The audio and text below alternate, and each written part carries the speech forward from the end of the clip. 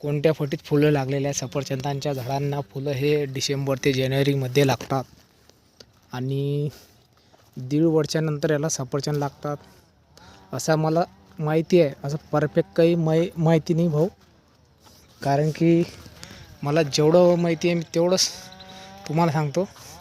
कारण की याच्यात आता पानझडती होणार आहे, याला कटिंग पण करावी लागणार आहे, याला खत, आता याला सध्या निंदण चालू आहे.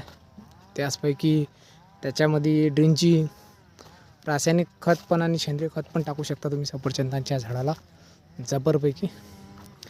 याला फुलं गेलं नव्हती किती जबर लागलेली आहे सध्याच्या हालतीत. हे बघा, नव्हती